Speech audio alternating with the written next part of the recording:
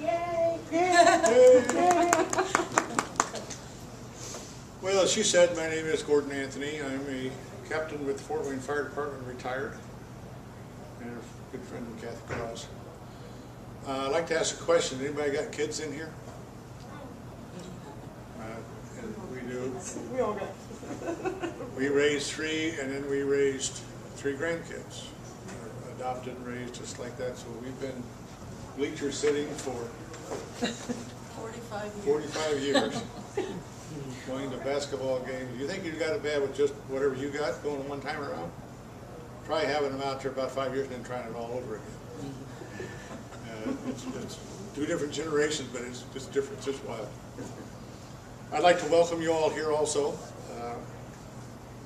I would love to have had the room packed because the message we're bringing tonight is something that all of us as parents know about, but we should heed these things that go on.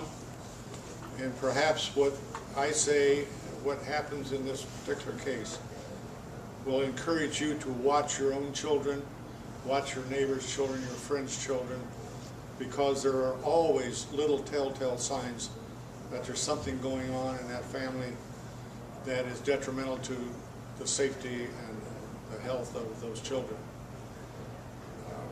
And I'm here today to tell you Savannah's story, Savannah K. Cross. And this is the case history. In the initial arrest of Ryan Reed and Allison Clement, who were operators of a private, unlicensed daycare center, business that was advertised on Craigslist, and the charges did not initially include murder. Now you ask, why could a daycare center, unlicensed, still be doing these things and advertising on Craigslist and having clientele bring their kids and drop them off? Well, each state is different. Each state has laws that are doing these kind of things. In the state of Indiana, for example, if you open up a daycare center and do it as a business and go through all of those steps that a business requires, there are laws that govern what you do as a business, and tests and reports and scrutiny that goes down, so that people can feel assured that your license with that state guarantees them that your children are going to be safe. And Indiana doesn't really disallow unregistered, but they happen. It's just when they ask for funding that they have to be licensed, state of Indiana. And I'm not sure what Phoenix, Arizona does from what I know about this particular case. I think their judicial system is still back in the Judge Roy Bean days, in the 1800s, because it's horrendous. Family members learned of Savannah's mother, Ashley Datoli Livingood, had not seen her child since July of 2012, only coming by to pay the babysitters in the wee hours of the morning, or for a period of 6 weeks, not even showing up for that. As the investigation unfolded, the severity of the harm to Savannah was revealed to the family, but not to the press. The press, it was just a story of a young child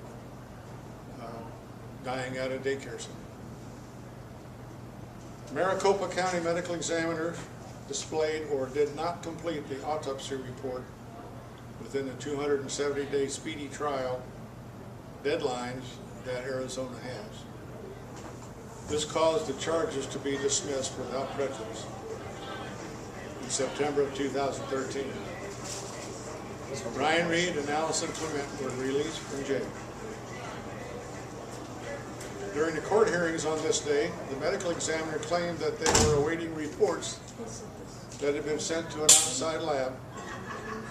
But when the judge questioned these tests and asked if these tests were completed, the chief medical examiner said that he didn't know. It was later discovered that no slides had been sent to be studied to an outside lab at all.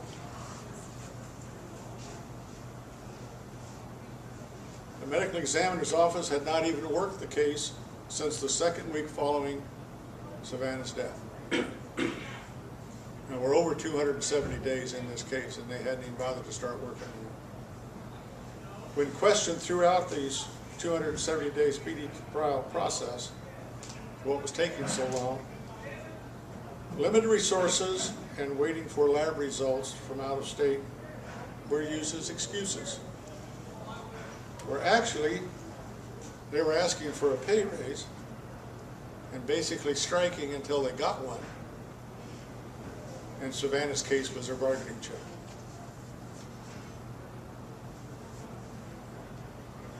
So in December of 2013, after the medical examiner's office received their pay raise, the autopsy report was completed. It's a year after her death.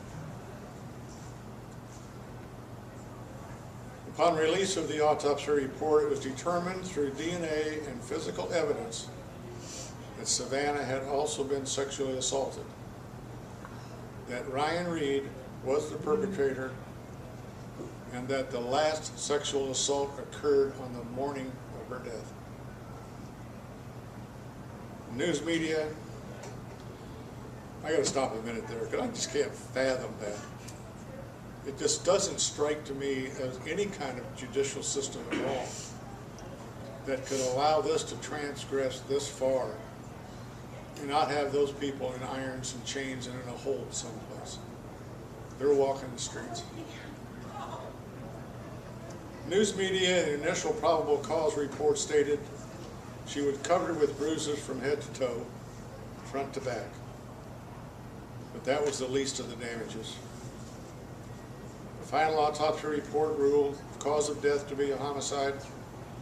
The manner of death included methamphetamines, dehydration, and multiple traumatic injuries.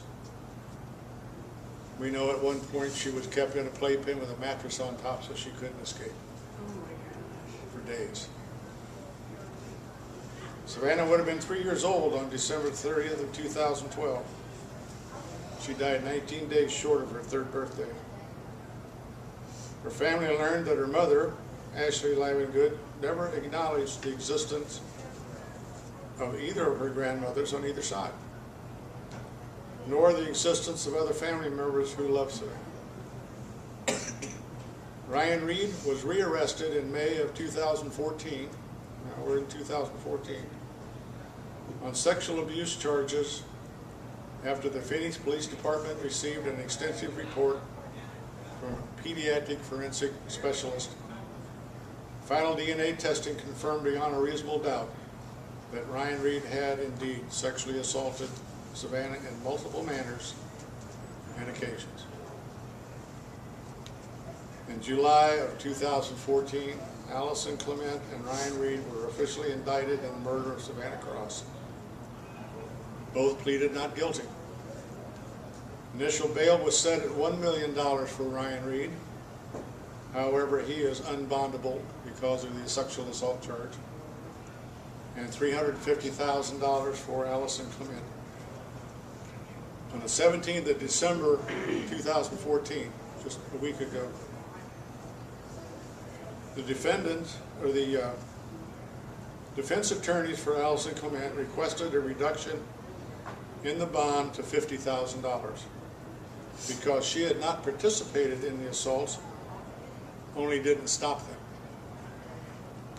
The judge did grant a reduction, but to $150,000, cash in full or by secured property. And it's believed that Allison, or their family involved there, trying to get the money up to get her out on bail. This trial is now anticipated to begin in mid to late June of 2015. We've got a little time span here, folks. You know, from 2012 to 2015. The last, and this trial is expected to last at least 6 months, maybe longer. This timeline is due to the complex nature of the case, the volume of evidence that will be presented to the jury, as well as having both defendants on trial at the same time, which is even strange to me. Usually they'll separate them out. There are over 1,000 pieces of evidence, more than 3,000 photographs. Multiple experts are expected to testify, making this a very long and emotional process for the Cross family. I hope you've all injected yourself kind of into this as part of the family. How would you feel? What would you do? How is this affecting your life?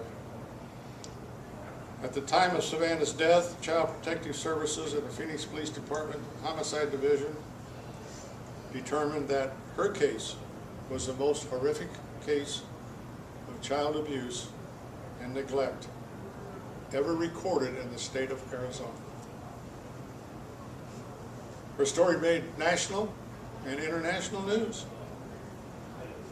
But 3 days after her death, the horrific incident at Sandy Hook Elementary School took place. And Savannah's case was now not the top headline giver in the news. Savannah's father, Stephen Cross, offered Ashley's family a private viewing with Savannah, and to say their goodbyes. Not only did Ashley, the mother, refuse to provide clothes from the clothing that grandmom Cathy had bought for her, but no one from the mother's side of the family showed up for the private viewing, nor did anyone from that side of the family send flowers, condolences, or offer to help pay any medical bills or funeral expenses, or even attend the funeral. Got a real class act going on with the mother there. Savannah's father, Stephen Cross of Alamosas, Colorado, who was a 2001 graduate from Southside High School in Fort Wayne, arrived in Phoenix and returned Savannah home to Poncha Springs, Colorado for burial. She now rests at the top of a mountain that overlooks the valley where she was born. Her funeral was held on December the 22nd, 2012, 8 days short of her 3rd birthday. With Stephen, a U.S. Marine Corps veteran, and Grandma Cathy, a U.S. Coast Guard veteran, both being on disability, the geographical distance, travel expenses, limited income resources have all created a need for this Cupcake Memorial. It's to serve as a fundraiser and to be assured that all monies received will be used to defray the expenses, thereby allowing Stephen and Cathy to attend this trial. Savannah was abandoned by her mother and victimized by the people who were supposed to care for her. Justice for Savannah should be hard and quick. And her daddy Stephen and her grandma Cathy should be there to see that justice be done. And I say hard and quick, and I can't think of anything harder than a death sentence or life without every possibility of parole for both of them because of the acts that they did. It was just horrendous. Victim assistance offices across the nation help the survivors and victims' families cope with death of loved ones. They attend the trial alongside the families. They offer to update the information on the case progression, but there is no program available to assist the families that are geographically distanced from being able to attend a long-term trial. I had the occasion to meet Savannah. I was first vice commander at my Legion post at Fort Wayne on 296 on West Tillman Road. Stephen and mother brought Savannah into the post one night. We had a party going. I don't remember what it was for. It was Toys for Tots. Toys for Tots for the Marine Corps. And pictures you have of this little child. She was wonderful. sitting in her daddy's arms, big smiles. Reached up and touched her hand, and I thought I'd actually held her, but I don't really think that I did. But we did have a little conversation with Stephen, and they were in Fort Wayne, and they were going on out west because of the military, and he needed some VA work. He was suffering from some PTSD.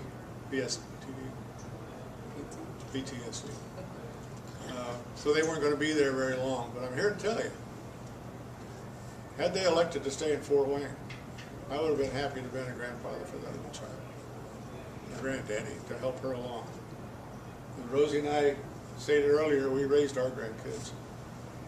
And to see a child like that, and I find out later on that her life was taken away from her in such a manner. It's just, you go through these scenarios in your mind and think, just if we just could have talked them into staying in Fort Wayne, this never would have happened. But we don't always have control over all the fates. We were to have a brief discussion by a gentleman who was with a victim's advocate with the crime victims care thing. That kind of fell apart in the last 14 hours or so, and couldn't be here for us. Well, there are services available in the Fort Wayne area for people whose children they abuse, and also for children who are abused by others that may not be family members. One of the jobs that I had after leaving fire service was the emergency services director with the American Red Cross here in Northeast Indiana. And in that regard, I was aware of a whole binder, no-steep binder full of organizations that are there to assist in people in all kinds of events that go on in their lives. And several of those in there that deal with children, child abuse, those kind of things, what to look for, who to report to. So this is available out there. And in some cases, the families themselves don't want to admit that this is going on in their own family. Either the wife or the husband is the perpetrator, the other spouse doesn't want to intervene for some reason, or because you love the guy, he's supposed to change later, or loves her, she's supposed to change later. And it's not always the male that's abusing the kids. We know, in fact, that some occasions the female is the one who does the abuse. And regardless, it's parental abuse of children, or it's adult abuse of children. And it goes on. And it behooves us as members of the human race and the societies that we live in, keep an eye out. I would certainly want somebody to tell me when my kid goes to school, what's all of those bruises on him for? Well, he's doppy, he fell down the stairs. Okay. But a week later, he's still got more, or there's new ones, or he's now got a broken arm. Somebody's got to step up and say something to somebody.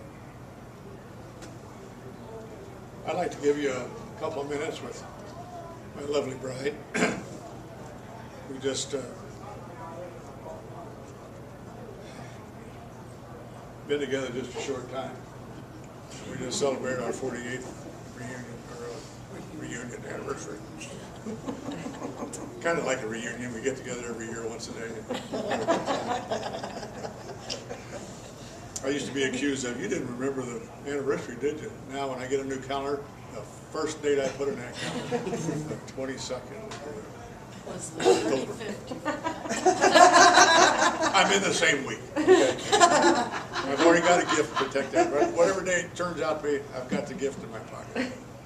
So we're planning on the 50th coming up here in a short time, doing a cruise with the kids. That's what they like to do. We said, all right, you guys plan it.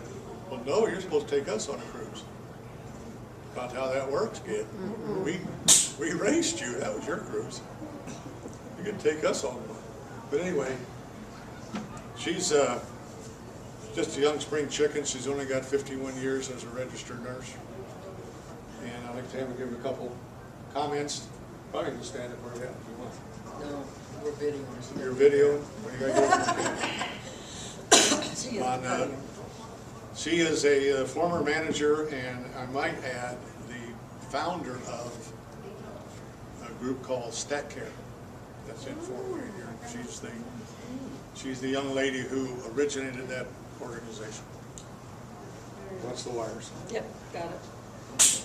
As he said, only 51 years as a nurse. Did some work in a doctor's office for many, many years, and we talk about child abuse. From the medical standpoint, it's really hard to determine if there's child abuse going on, because somebody has to give you the symptoms or show you the bruises, or if we are taking an x-ray for an injury and you see other fractures that are maybe partially healed or totally healed, and you wonder, okay, what's with this child that has so many fractures? Something like that that needs to trigger the start of investigation, if you want to call it that.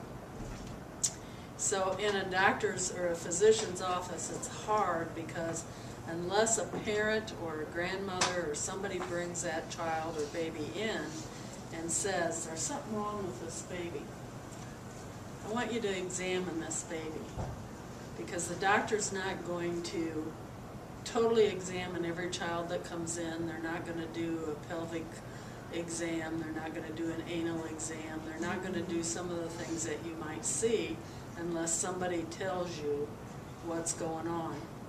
So from the doctor's standpoint, it's really hard.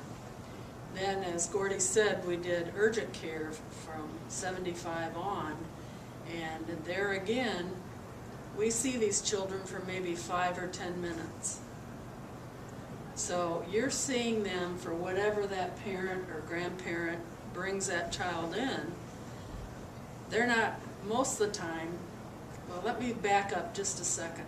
In a doctor's office, it's hard because they don't want to tell you what's going on. They know you too well. Maybe they brought that baby in since it was born.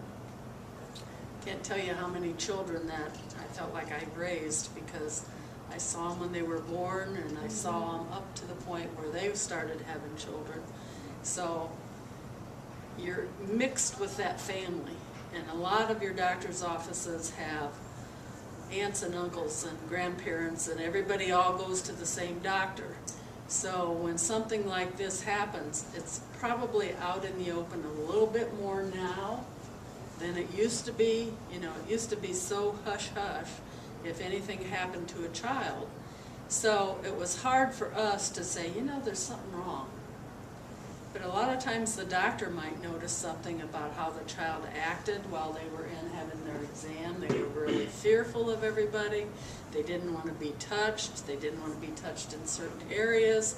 You know, there was different signs that the doctor might notice and would write in their charts. We need to follow this child. I need to see this child back in 2 weeks, or whatever it would happen to be that they'd notice. The parents didn't want to bring that child in and say, I think this baby's abused, because all their relatives came there too, and they didn't want that to be out amongst the family. Then you get to the urgent care centers, which we ran for many years, and there you're, as I said, only seeing that child for 10 minutes or 15 minutes. It's hard to make any kind of a determination unless you see the bruises, or that parent. I had one case where the mom brought the child in, and she said, I think the stepdad is doing something to this child. I want you to really examine her. In that case, you could pretty well do a complete exam and not have a problem with looking at this child or this baby. Anytime a doctor sees a child that they think could possibly be abused in any way, they have to, by law, report that to Child Protective Services. If something would happen with that child and they had not, they can be in a lot of legal problems.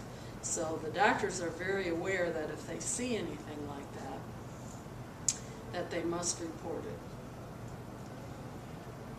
Urgent care, we probably saw more than we did in the doctor's office because people felt a little more distance from the people who were looking at their child. Irregardless, we still sent the report to the family doctor. We would usually get a report back from CPS that would say, this is what happened, this is what we found, and this is the outcome of this exam. But it's still really hard for that diagnosis to be made, so it has to be done. Somebody has to say, I think that child is being abused, before it really can have medical care. And you probably see it more in the ER, but by that time, it's usually such horrible, horrible injuries that you read in the paper all the time. This baby's going to be brain damaged for the rest of its life. The father or the boyfriend or the mother or whoever it was is going to go to jail. But that's being seen in the ER more so than my experience being in the office of the urgent care center. Any questions? What about the responsibility of the nurses to report? I mean, you spoke to the doctors, but what about as a nurse? What? Our responsibility is to write down what we look at, what we see for any patient that we're taking care of. It's our responsibility from that aspect that if you came in and had a bunch of bruises, I would have to make those notations on the chart where I saw them. You know, and the nurse probably has more time spent with the patient and the caretaker than the doctor does. So the doctor really does rely on the nurse to make her observations and do her talking. And as we're taking the shirts off to do temperatures and blood pressures and that kind of stuff, that's what we can pick up. But there again, it's really hard to make those diagnoses without assistance from the caretaker. You can't really, you don't really want to say, you are a child abuser. You can't. You have to come in from the back door, so to speak, and do all the exams, talk the caretaker into it, do x-rays, asking them pertinent questions, leading questions, that kind of thing. But it's really hard to say that child's being abused. I know that you can report it to, like, if you have suspicion, you can report it to a teacher or a doctor because they have to take it into consideration, and those are people that are required to report it. Yeah, and So- the doctor is very aware of that, and usually whenever we had a case like that, we had to send the chart and everything to CPS on what physical evidence we could see and what the doctor would talk to the caretaker about. That all went to CPS. And then, as I said, we usually got a report back. But child abuse is probably one of the most secret injuries ever. And it still is, even though it's better, it still is one of the most secret injuries. And it's so easy to report. It's a number, it's all anonymous, and they don't word it to where people can find out who said it, where it came from, that sort of thing. Because I've had to make reports before, and Yeah. people have no idea. But like if the mother brings that baby in, she feels some responsibility for, oh my gosh, I let this baby be abused, or I let this child be abused. Even if she didn't have any responsibility, she still feels like she does. Most normal people do.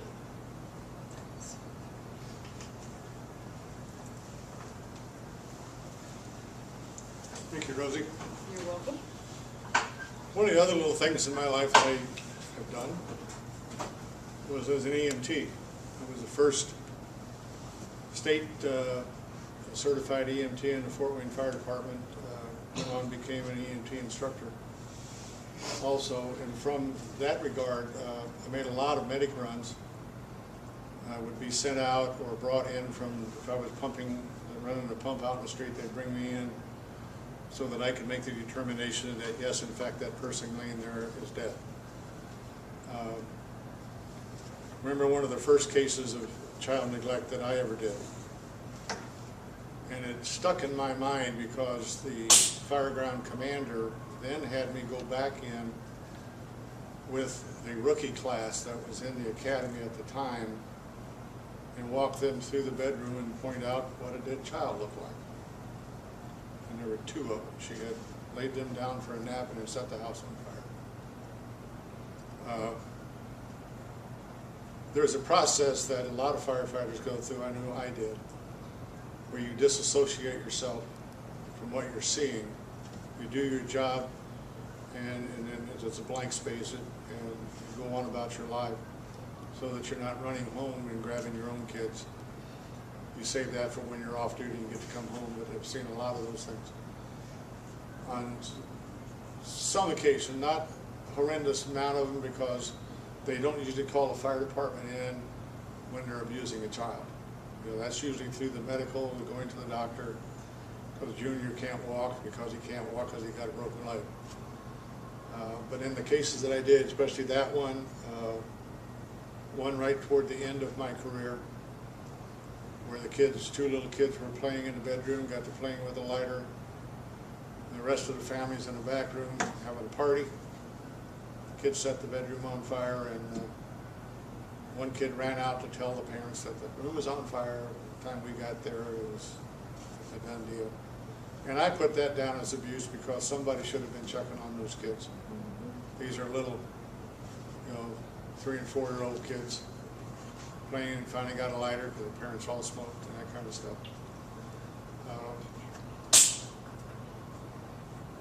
If I saw something that struck me as being funny, I was bound also to not only put it in my report, which is the lifeline of the city that stays on the active rolls, but with my contacts in the medical profession, when the ambulance arrived, if I called and I needed a bus to arrive, I would take the medics aside and explain to them what I saw. And then during their course of taking a look at this child, again, like Rosie says, you take their tops off so you can do temperature checks and do the stethoscope. And if you see bruises and you're chatting with the person that's there, just casually, oh, where'd you get this bruise from? Did he fall down in this incident? No, he's had that. He walked into a door last week.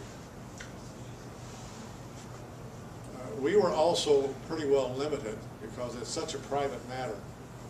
It had to be gross before I could actually bring it into a head by contacting the prosecutor's office or something of that regard.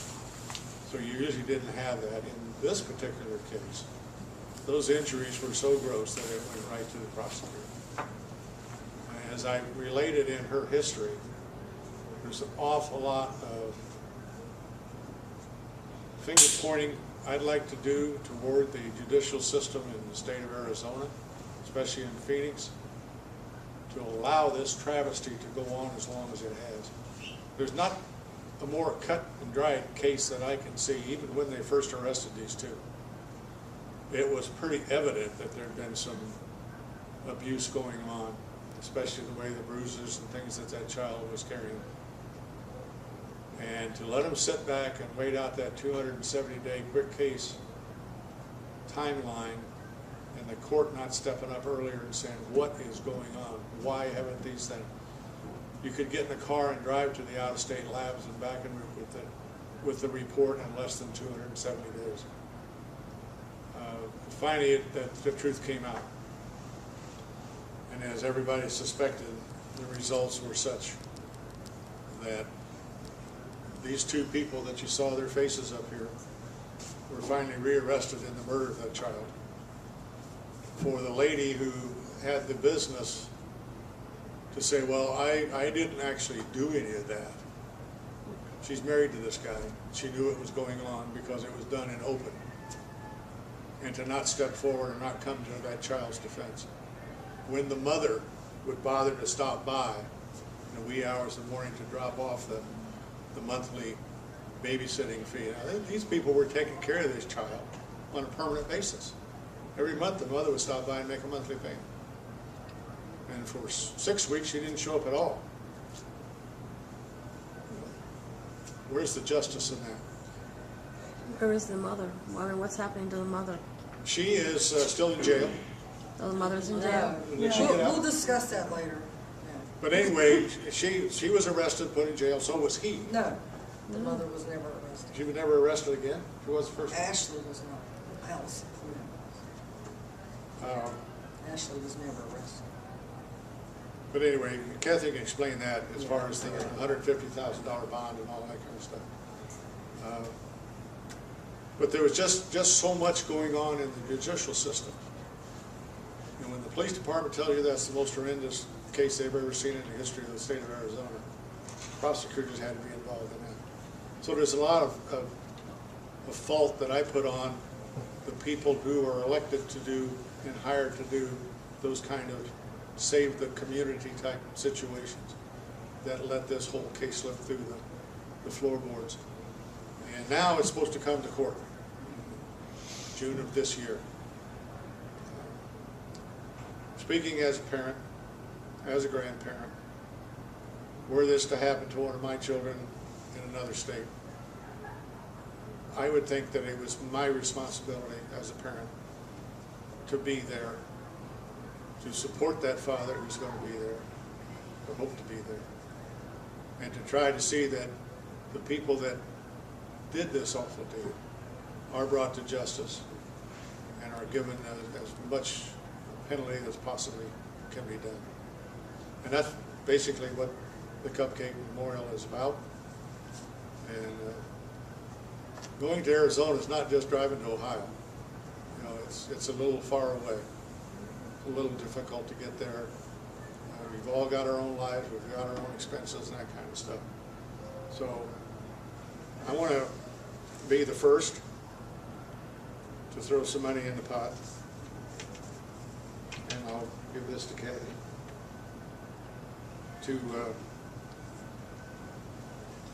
Savannah needs family in Phoenix in June to be there for her. And hopefully we can do some things for her. I've known this young lady for quite 10 years now, and we've been close friends. Close, probably.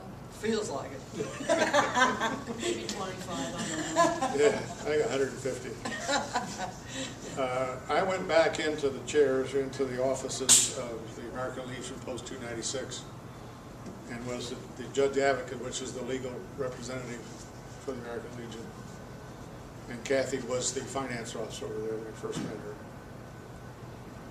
We've been up and down with the legalities and the operations of an American Legion Post.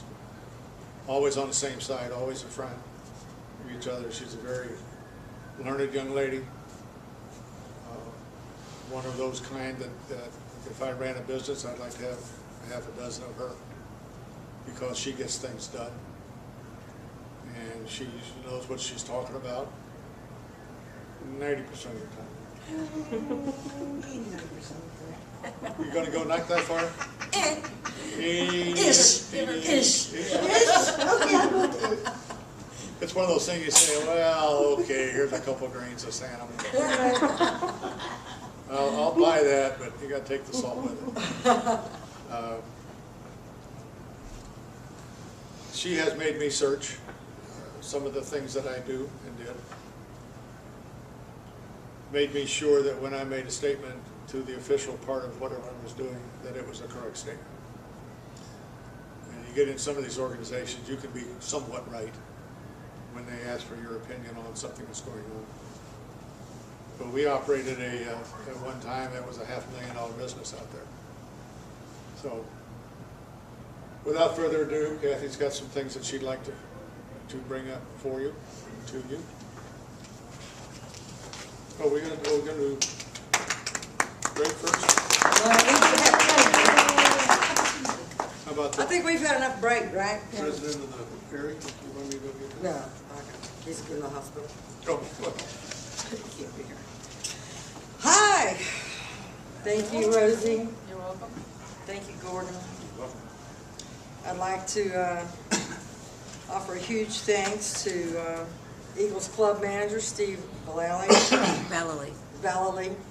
I hadn't had a drink yet, so Vallely. As well as Angela Myers, who is president of the Women's Auxiliary. for their kindness to our family over the past 2 years and for facilitating this event and promoting it within the ranks and making things go much smoother than it would have been without their involvement. Thank you to you two. I consider you kindred spirits. We like a lot of the same things. It's almost scary.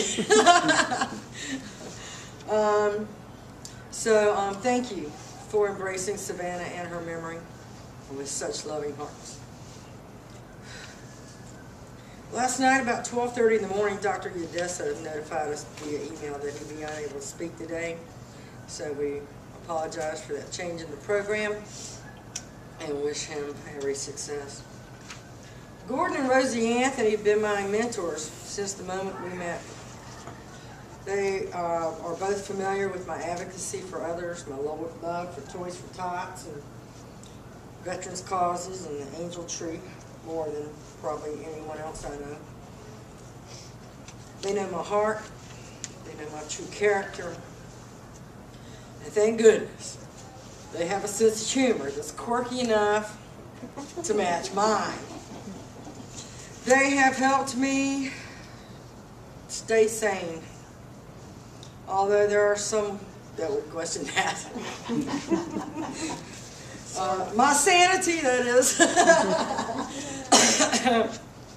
That's that ish thing.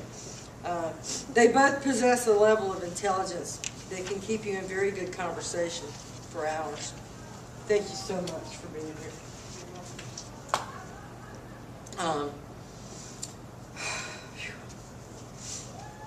To my best friend, Patty. Patty has been there since the moment she was there with me, when I received the call from my son that Savannah was murdered. I'll go into that story a little bit later on, but thank you, Patty, for being here. I'm sorry. Can I get a napkin or something? Waterworks. Here we go. Sorry. We must not let the mascara run here, okay? That would be just, awesome. Thanks to our hot waiter here. That's what I do. And his beautiful wife, waitress, is helping us out. Hottie and his wife, Hottie? Hottie and Hottie. So I would like to extend my appreciation to our bartenders and servers for the evening. They're very special and come into this knowing the cause and have happily stepped up to assist us. I wanted to talk to you about what the grief cycle feels like, in case you've never gone through it. It's total emotional trauma. So we're now approaching 2 years of living in the wake of Savannah going to heaven and leaving us behind to ensure her justice in the dim light that remains without her smile. All of the months in all of my life, December is now unbearable, with no improvement in sight for the rest of my life.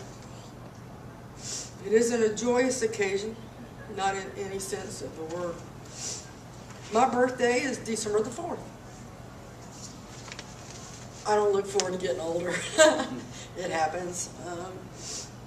Ryan Reed and Allison Clement, their birthday are the 5th and the 8th. Thanksgiving, a TV dinner, homemade pie and coffee, that's it, by choice. If Stephen lived closer, it'd be different. 2,000 miles between us. It's just, we know what the travel priority is, and we've accepted that we're not going to travel to each other or for each other until we've traveled for Savannah. So I was reading on a site, it's called Grief Toolbox, if you ever have a chance to visit it. I ran across an article where a mother had lost her son, and she said what I had been wanting to say and just didn't know how to until now. Her words explain completely what it feels like inside my chest and home. She wrote this brilliantly, and there is nothing more I could possibly add. She said, "Grief takes away your ability to breathe. It takes away your talent, your normal. It takes away you. You have become an emotional freight train on a one-way track to nowhere. There's suddenly no future ahead, only memories behind and darkness all around. It is void of people, reason, or hope. It is the end-all and the beginning of every day filled with endless sorrow, oceans of tears, misunderstandings, and loneliness. People you thought you knew become strangers. And strangers become friends. It's a world turned inside out with no up or down. It's a place where one kind word can turn you into a messed up pile of mush on the floor. Where you lost your loved one's name on someone's lips brings great joy beside sorrow in your heart because they cared enough to remember them and are compassionate enough to mention them. And then the holidays, anniversaries, birthdays, special days start. All the firsts that you have to survive. Those are still here. Those that are still here expect you to be there for those days. Expect more from you than you have to give. More emotional trauma. That is what grief is. Total emotional trauma that eventually becomes physical as well. How do we walk through this minefield that throws everything at you and the kitchen sink? Nothing is exempt from this when death occurs unless you're the few who have no feelings at all. And then it's assumed that you're a sociopath, serial killer, etc. Someone will always have a tag for everything. Untag yourself. What you're going through is unique to you, painful as that is. The grief is yours, different from anyone else. You will have many similar experiences as others, and some that are not. The thing is, what works for one may not work for another. Listen to your inner voice. When these firsts, seconds, and thirds come along, listen to what your emotions tell you. If you are not at a place where you can be around others at those times, don't force yourself just because it's expected. You need to be in protection mode, for you are raw and easily hurt. The author states that she made the mistake of going to a function when her heart was screaming not to. What happened wasn't worth mentioning anymore, but to say that she would have been better off not attending, although the end results may have been the same anyway. Time is not your friend, nor your enemy. Time does not, in fact, heal. There are some hurts that are forever. They just change faces as the world moves along. Today, I do not feel the same deep, raw pain as I felt 11 months ago in her case. But I do feel pain. It has become a part of who I am now. No closure, no getting past it, beyond it, or over it. Those words are just what people think should happen. I think is learning to live with it, accept that it is there. Learn to live differently. And yeah, I hate that too. But what do you do when something comes to stay? You learn to live with it. You cry when you need to cry, or you scream if that's what you need. You hide your tears away or wear them out for all to see. There is no right or wrong about grief. There is no one that has the right to tell you where you should be in this process. It's not a journey. It's a way of life. It's not a process for processes to come to an end. There is no words to adequately state what that is. I can't tell you that everything's going to be all right, because how can it be? Will this grief stay forever? For some of us, yes. For others, it will change. Some will find a different path, and some will continue along the way on the road that they're on. And one cannot know who will or will not develop a scar, who will stay in that moment of loss, and who will be sideways from it. I have read everything I can, talked to many, searched the internet. Some people have helped when I've read their words or seen into their life, and others not so much. I have read up on PTSD. I realize that most of us now have it in small measures or large. It helps us to know that, because we are so confused with our reactions to simple things, and finding out that you react the way you do helps take some of that confusion away. I don't want to seem like I'm giving advice or anything of that nature. I can only tell you where I am. These are the author's words. If there was any surefire way of taking the sorrow away, we'd all jump on it. None of us wants to be here. None of us had much of a choice. If my heart touches you, then you've blessed me and helped me along this lonely road. If you can take one step further with me, then you have helped me take one step more. Her name is Barbara Mason. Her son, Tim, died on January 5th of this year at the age of 34. Grief cycle is still cycling within me. Part of the grief cycle is denial. I have not experienced that yet. There is no denying what happened to Savannah. It's permanent. It's heartbreaking. It's breathtaking, and not in a manner that feels remotely good. Savannah's death cannot be denied. The grief cycle is a roller coaster that you never bought a ticket for or never wanted to participate in. Yet it sweeps you away out of your norms, spins your life around on a dime repeatedly.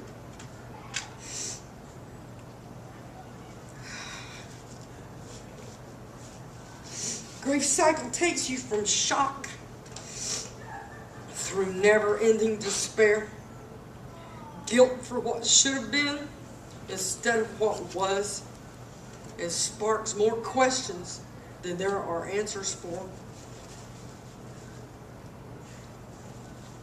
December the 11th, on 2012. It was the week before finals at Ivy Tech. I had taken my friend Patty for the college entrance assessment test in the basement of Harshman Hall, because after all, why should I be the only geezer on campus? Thanks. Right? Thanks what? So around 4:20 that afternoon, I was in the vending room waiting for Patty to complete her assessment when my phone rang. And I saw it was my son calling, and when I answered, I could not understand a word he was saying.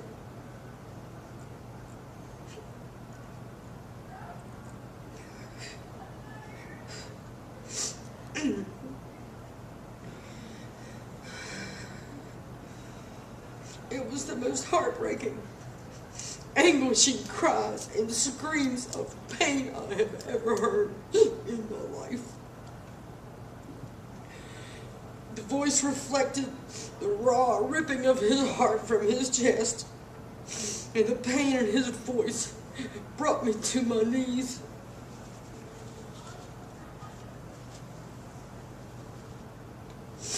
He had left me a voicemail 5 minutes earlier, but since I was in the basement at school, for some reason I didn't get that. until I got home. I still have that voicemail today. I'm not sure why I kept it. I've only listened to it twice since. I can't make out a word he's saying. But you know it's anguish and pain on a level beyond human comprehension unless you've been there yourself. Stunned, confused, angry.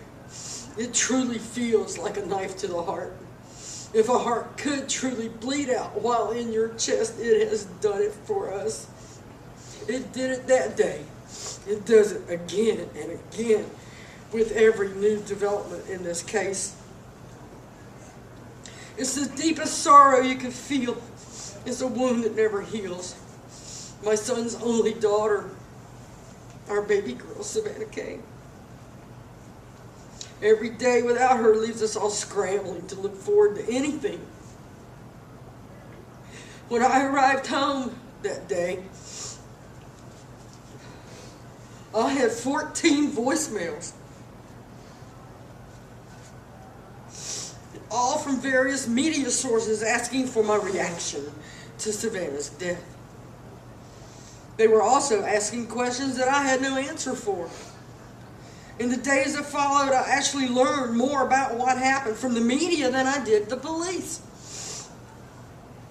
And just for future reference, if any of you are in the media, then is not a real good time to call family members to get a reaction. Thankfully, though, the majority were very kind, and as the story unfolded in the next few months, some became very close with our family. In particular, Chris Williams with 12 News, KPNX in Phoenix, Arizona, and Jim Webb with A's Arizona Central. Others were also very kind, but those two men helped give us facts that we had not been told. And Chris Williams sent us the booking report and the probable cause reports before the fingerprint ink was dry. He was the first one to call us and tell us of the most recent rearrest of Allison Clement again before the fingerprint ink was dry. Both Jim and Chris shielded Stephen when he went to Phoenix to bring Savannah home while giving him the space he needed to grieve. They were not intrusive, and we appreciate that.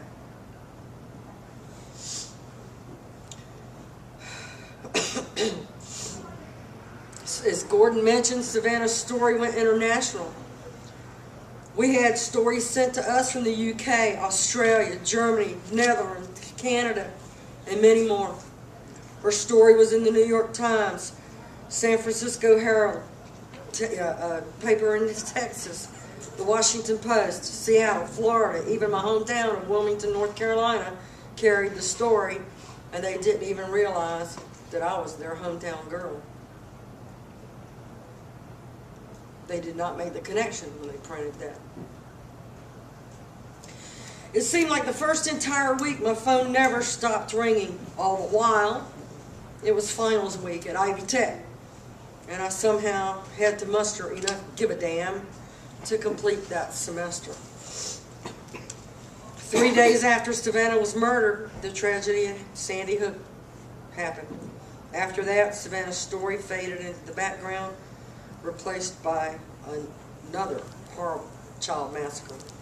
In the future, whenever you hear about Sandy Hook or observe an anniversary, please remember Savannah too. I'll take your questions in a bit, but I do want to say that the grief cycle does include a choice. A few choices, really. One choice closely resembles the Serenity Prayer passage: accept the things you cannot change and change the things you can.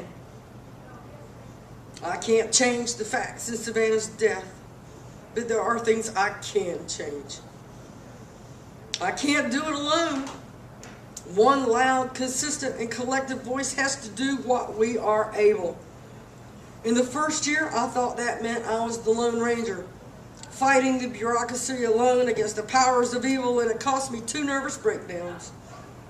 The first was mid-spring semester of 2013, when more details came out about the number of things and the manner in which those things were done to Savannah or disclosed to our family. And the second came in September of the fall of 2013 semester, after learning the medical examiners holding Savannah's case for a ransom, a pay raise, allowed the 2 that murdered her to walk out of jail and enjoy Thanksgiving and Christmas with their families, while we suffered in a pool of tears, outrage, and stunned with complete and utter disbelief that they could be let go. In February of 2013, after the medical examiner still had not completed her autopsy with the excuses Gordon previously described, I began writing letters for uniformity among the medical examiners and the coroner systems.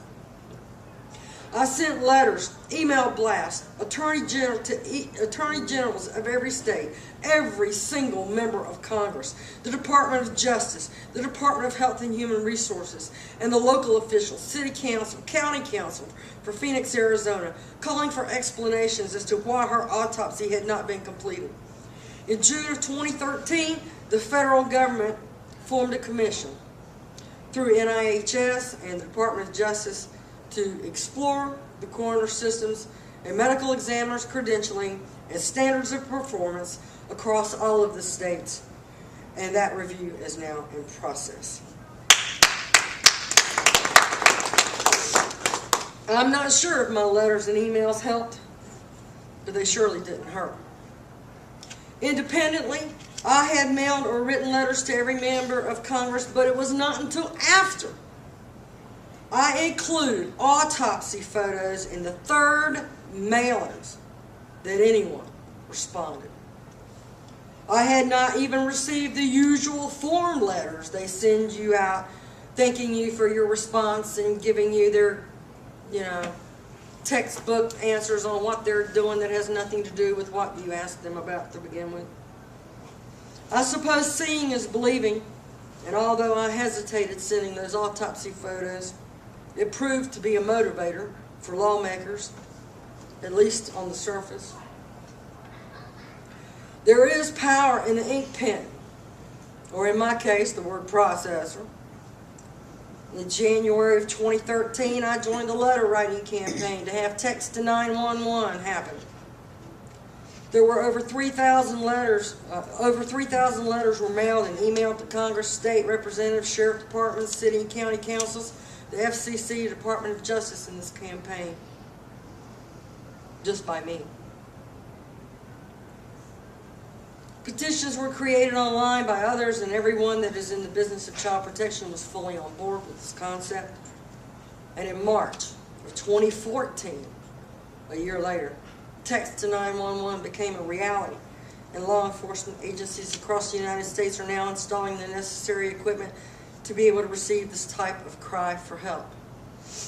We have now that active in Allen County, so you know. When you use that, if you should ever use that, you really should have your location services on your telephone. So if you can't speak, they know exactly where you are. Thank you. I did speak to a 911 operator, a few of us know, this morning, and they told me that sending a photograph or a video with the text to 911 isn't happening yet. And in that regard, if any of you have visited the website, thesavannahfund.org, we've been working on an app to do exactly that for over a year. Is it just Allen County, or is it? No, Allen County has the equipment installed now. Okay. Oh, you mean?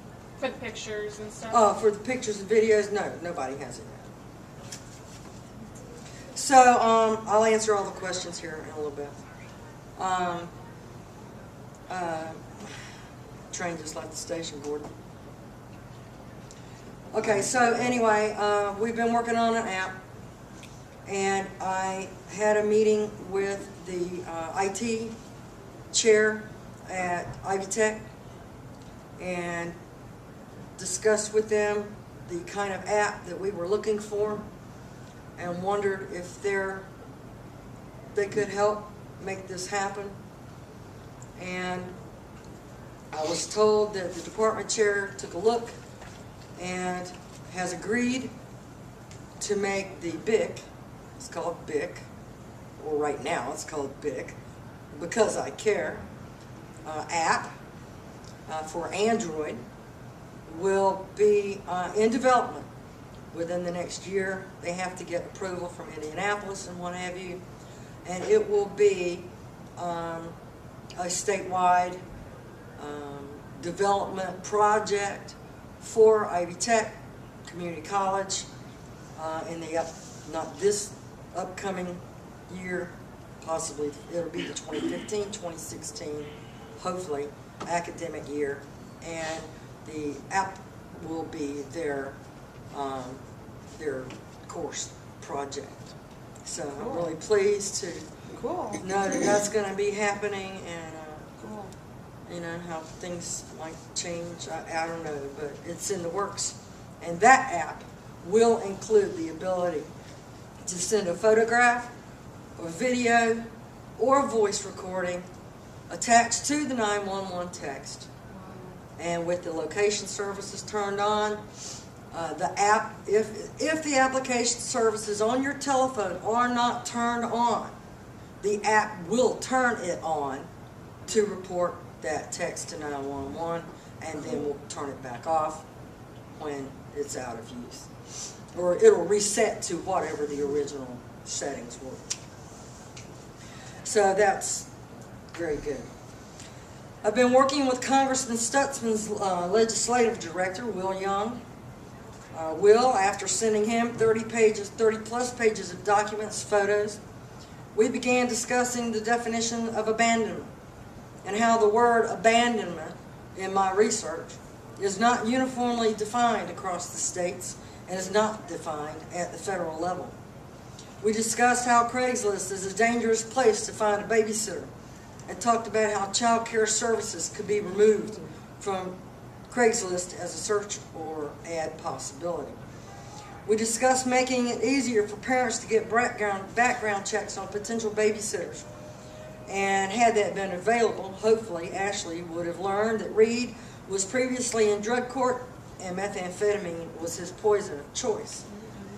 Other areas of discussion included increased funding and elevating child care assistance programs capped to include those in an income gap so they could qualify for child care assistance and have the peace of mind that a licensed facility could care for their child, which does in most cases alleviate the concerns parents would have about a non-licensed provider caring for their child, and opens doors for programs such as Can I to continue to help more single moms and dads get the help they need with child care expenses while working or attending school.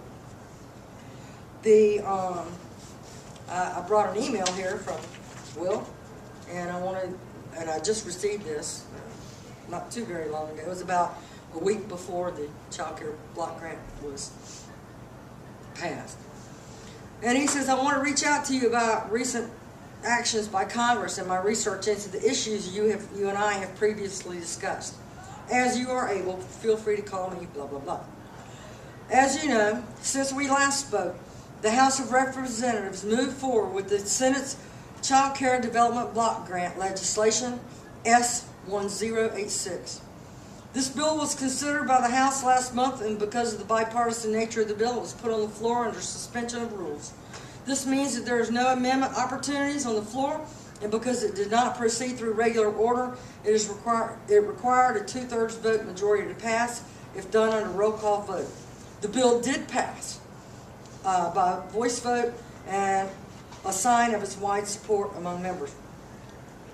The bill touched on a primary topic you and I have discussed, background checks. S 1086 would require states to certify that they require and conduct criminal background checks for child care providers who receive the federal Child Care Development Block Grant funds when they are hired and every 5 years thereafter. Unlike your suggested proposal, the bill would not provide new entitlement to all parents and families in the country for a free background check for those who would like to place their child in any kind of daycare setting. I had been asking that anybody that wanted to put their child with a babysitter of any place, for anywhere, should have access to get that done with the kind of background check that's done for guns. You know, the deep Fingerprint. search. As you know, depending on the type of care provider and state laws, background checks are performed in many cases and can be performed at the state levels, at the discretion of the parents when they have placed their child in care. In addition to criminal background checks, this bill includes a requirement for all providers to undergo an annual inspection for compliance with health, safety, and fire standards in the state. And in an effort to promote transparency around child safety, S 1086 also requires states to report the aggregate number of fatalities in child care settings categorized by licensed or unlicensed care. Before, it was just licensed care. Now, it includes unlicensed care. Such information is not made public by state lead agencies currently, but importantly, this information will now be available for parents whose children are or may soon be in child care. As another update, after researching your proposed changes to child abandonment laws, I have been advised that there are actually no federal laws that specifically define abandonment.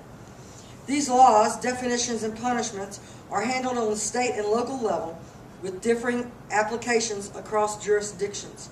I would encourage you, if you have not done so already, to contact your state elected officials to pursue amendments and changes that we have previously talked about. Please let me know, follow up, blah, blah, blah. Will Young. So I'm not sure if my correspondence and intervention and calls and nagging Marlon Stutzman's office helped, but it didn't hurt. The Child Care Block Grant had not had an increase in funding since 2007 and was operating at below federal funding guidelines. This included inadequate background checks for providers, inadequate funding for agencies such as Canine, and left the most vulnerable among us more vulnerable.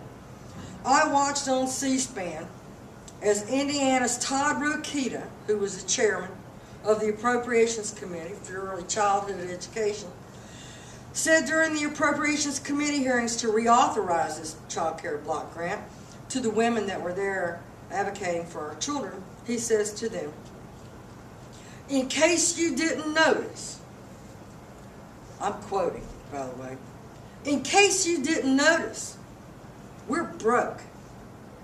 Where's the money going to come from?"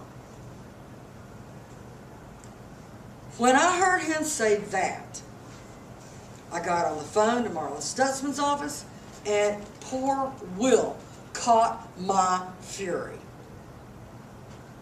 I was outraged that those words came from Rokita's mouth and that anyone in the state I lived in could possibly be so disrespectful and unprofessional as the chairman of a committee such as that. It is interesting that I brought up and questioned that there is money at the federal level for non-domestic protections for the children of other countries, but not for our kids. Will then looked it up and looked into it. I gave him the link to C-SPAN so he could see and hear Rokita say those exact words that just had embarrassed us all. And a few days later, Will called me back. We went through the Child Care Block Grant together and highlighted the key points that I was advocating: the background checks, increased funding for providers, increased asset allowances for providers and parents seeking assistance. And one by one, he made note of my concerns, and I just read you his response to what that's just one response to what we talked about. So the bill is known as S-1082. It is the Child Care Development Block Grant. So if you ever get the chance, it is a very interesting read. One of the sticklers in that bill, however, raised the asset allowances to $1 million, which now gives millionaires the ability to receive free daycare. I suppose I should have seen that one coming. I suggested $350,000 and did express my astonishment that $1 million could even be considered. The bill in that manner is not perfect. But it is surely more than we had before. Again, I'm not sure if my involvement helped in any way, but it could not have hurt. Many child advocates have recently had laws and children's names passed. Kaylee's Law, Kylie's Law, but none of them in the last year actually does anything but promise to look into certain aspects of child protection. It does not specifically fund any resolutions or hanging chads in the child protection field. As long as that continues, children are not a priority, and that needs to change. The United States Bill of Rights is not applicable to children. That is a fact I had no idea of before a year ago. Today, I would like to, in some manner, light a fire under some of you, one of you, all of you, to do the following if you, or as you, are able. Number one, write the FCC, local, and state law enforcement agencies to advocate for the photos and videos to be able to be attached to the text to 911 capabilities. This way, the evidence accompanies the report in real time, and they will immediately have a visual of the perpetrator and the crime, and will be able to recognize them when they see them. Number two, join me in the creation of and the advocacy for the adoption of a federal Children's Bill of Rights. That's right. We can write that together. Number three, join with us at the Savannah Fund and advocate for a national child safety database that all employers must use for new hires to be included as a part of a pre-employment or routine background check at local, state, or government level that will red flag anyone who has had a letter of determination placed against them by child protection authorities in the U.S. and U.S. territories, or have been arrested, charged, or convicted for crimes against children. Number four, if you see something, say something. Do not be shy in reporting suspicious activity when a child is involved. It's better to report and be wrong than not report and have a child die when you could have intervened and saved them. There was a news story about Savannah where they had gone and canvassed the neighbors. What did you think? What did you know? A guy, they're interviewing him at the door, didn't want his face to be shown, says to the reporter, "Yeah, I heard screaming and crying and yelling over there all the time." He never reported it. He could have saved my granddaughter if he would have reported it. He didn't even have to give his name. He lived across the street and said nothing. And then goes on national television and says, "Yeah, I heard it. Heard it all the time." He's not arrested. Why not? He's heard it and didn't report it, just like supposedly Allison Clement saw it and didn't report it, and she's in jail. If you see something, say something. Number 5, join with us at the Savannah Fund and advocate for the immediate removal of any child in a home where gun safety locks are found to not be in use and locked when a child is present in the home. This also includes unlocked gun safes when a child can easily access the contents when they have been left unattended. The Savannah Fund is not just a trust fund. It's a future foundation or a bank account. I would like for it to become a child safety bank. A bank filled with advocates for children who will write letters, speak out, and sacrifice just 10 hours a month to do the right thing for children. A bank filled with loving and giving hearts, which will help families witness justice be served. A bank filled with laughter, good humor, positivity, and grace, all the while just being us. A bank filled with hope and something to look forward to. This is my hope for the Savannah Fund. Today was just a public introduction, or my attempt at one, with a few successes already in our karma bank and more to come down the highway to a safer world for our kids. Savannah just wasn't my son's daughter or my granddaughter. She was your kid too. They're all our kids. They're voiceless, and we need to help them when we know we have that gnawing feeling in our gut when we see something or hear something that just shouldn't be. It's happening right in front of us or near us. Savannah was killed by her own mother's neglect, spite, and lies, and abandonment, and total disconnect. She was killed by the neighbor who heard something and didn't say something.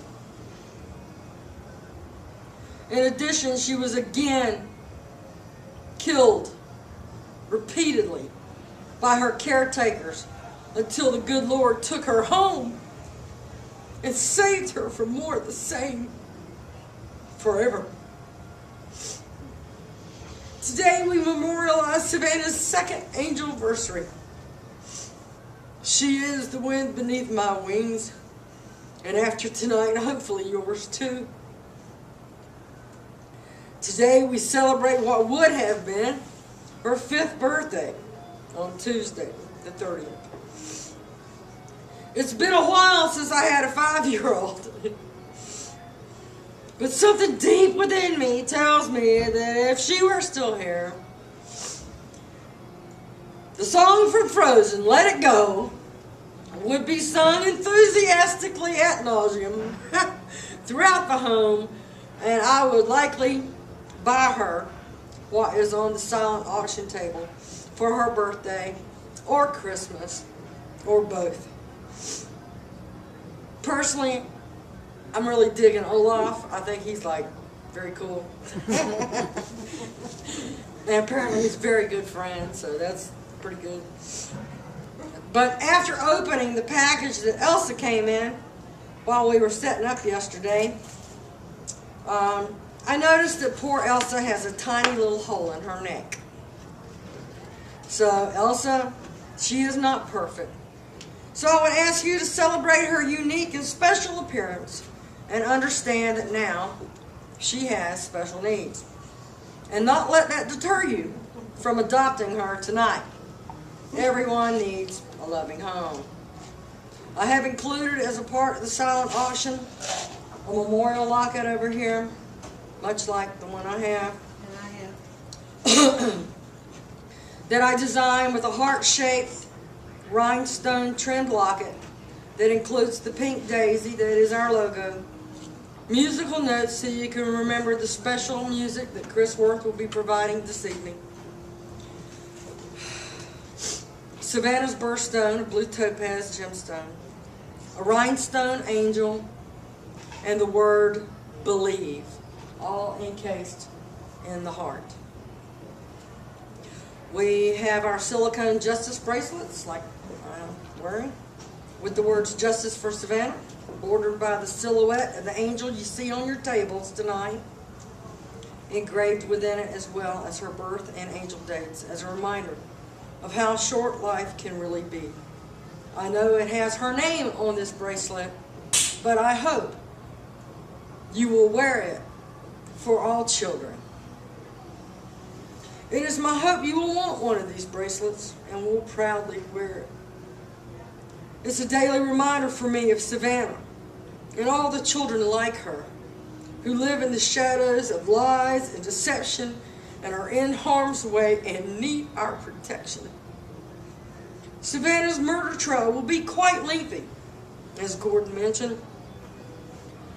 There was no technical cover charge for tonight, or any required donations or expectations placed on attendance for this evening.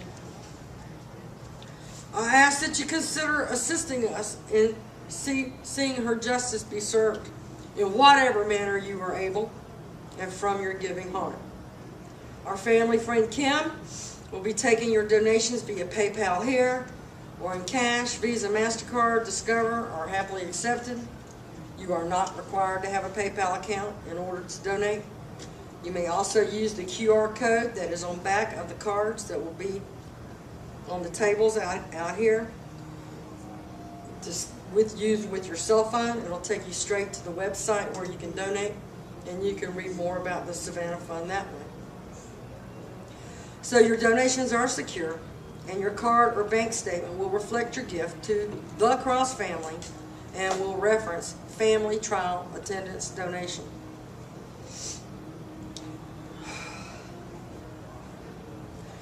The next event we will hold will be to begin building the fund in order to assist families like ours who are disabled, geographically distanced, and economically challenged to attend long-distance trials for their loved ones. If you would like to be a part of our efforts in building the Safety Bank and the Victims Advocate Fund on a volunteer basis, we're currently seeking out the talents of marketers, grant writers, and administrators, web developers, and those who are proficient in Microsoft Word, mail merge documents, Access, and PowerPoint, and who can give 10 hours a month to our cause. I hope you will join us in our efforts to help others, as we have been so blessed by your participation and attendance here tonight. I'll now take your questions. Don't be shy. You can ask the hard questions if you want. I can handle it. I've been handling it for a while. Enjoy the Cupcake Social that we'll be having, and followed by the awesomeness that is Chris Worth. Chris and his lovely wife Jo has come in the back, and we thank you for being here, Chris. The cupcakes are provided by Francine Hayes, and her business card is available on the tables if you're interested. They are vanilla cupcakes with cream cheese, buttercream, icing. Oh yeah. And in celebration of Savannah's life, tonight we dance. We laugh. Because if she were here, she would be dancing and laughing right along with us. So celebrate. I want you to celebrate tonight. Openly, joyfully. Please make this a joyful evening as we also celebrate our loved ones and publicly launch the mission that is the Savannah Fund. Thank you.